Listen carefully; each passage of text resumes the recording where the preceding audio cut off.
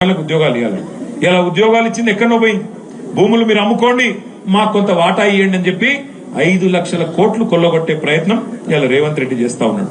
ఈ HILTP అనే ఒక కథ తెచ్చి 5 లక్షల కోట్ల కుంభకోణానికి తెరదీసిండు. ఇవన్నీ మీకు మళ్ళా ఎప్పుడైనా వివరంగా చెప్తాం. కానీ ఎందుకు చెప్తున్నా ఇదంటే ఆయన ధ్యాస అంతా గది.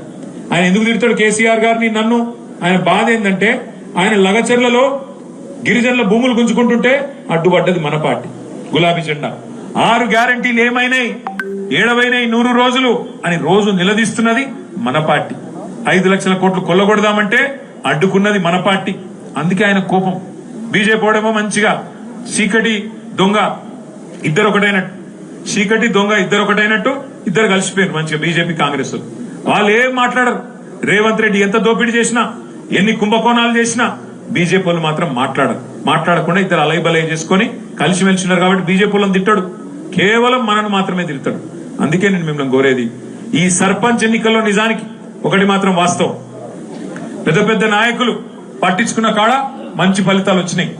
నాయకులు పట్టించుకున్నా పట్టించుకోకపోయినా రాష్ట్ర వ్యాప్తంగా 12,800 గ్రామాలలో గట్టిగా కేసీఆర్ గారి స్ఫూర్తితో కొట్లాడిన మన నాయకత్వం మొత్తానికి చప్పట్లతో ఒకసారి అభినందనలు చెప్తాం. మొత్తం రాష్ట్ర వ్యాప్తంగా నాయకులు పట్టించుకున్నా పట్టించుకోకపోయినా మీరే కథానాయకులైనారు, మీరే గట్టిగా కొట్లాడినారు. మా పార్టీ ఉన్నది ఎక్కడ పోయింది, రేవంత్ రెడ్డి బొంద పెడతా అంటే ఎట్లా పెడతావు బిడ్డ, బొంద పెడతావు మమ్మల్ని, మేమున్నాం, తెలంగాణ తెచ్చిన పార్టీ ఇది గులాబీ జెండా అని చెప్పి మరి కాలరెగరేసి కొట్లాడింది మీరు. రేపు ఎంపీటీసీ ఎలక్షన్లు వస్తున్నాయి, జెడ్పీటీసీ వస్తున్నాయి, జనవరి మాసంలోనే మరి లేదా ఫిబ్రవరి మొదటి వారంలో మున్సిపల్ ఎలక్షన్లు వస్తాయని చెప్పి కూడా వార్తలు వస్తున్నాయి. దయచేసి గెలిచిన సర్పంచ్లను నేను కోరుతున్నా, ఓడిపోయి దగ్గరకు వచ్చి ఓడిపోయిన వాళ్ళని కూడా నేను కోరుతున్నా, ప్రతి గ్రామం నుంచి ఉండే నాయకత్వాన్ని నేను మరి జనార్దన్ రెడ్డి గారిని, మనోహర్ అన్నని కూడా కోరుతా ఉన్నా.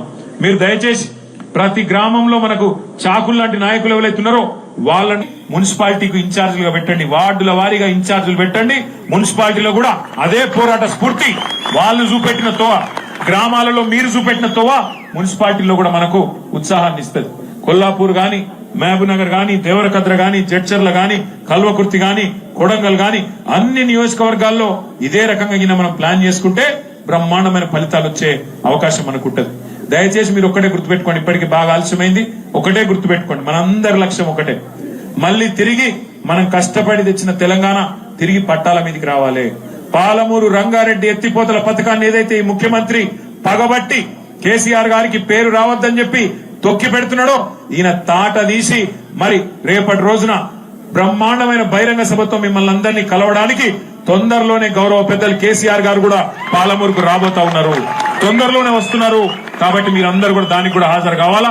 తొందరలో మళ్ళీ కలుసుకుందామని చెప్పి మీ అందరు కూడా తెలియజేస్తూ మరి సాయంత్రం దగ్గర 4 అవుతున్నా ఇంత ఓపికగా ఉన్నారు. దయచేసి ఇంత ఓపికగా ఉన్న ఇంకొక 20-30 నిమిషాలు ఓపికగా ఉండాలి. ఎందుకంటే మనకు గెలిచిన సర్పంచులకు ఆత్మీయ సన్మానం చేసే కార్యక్రమం. ఓన్లీ సర్పంచులు దయచేసి వాళ్ళు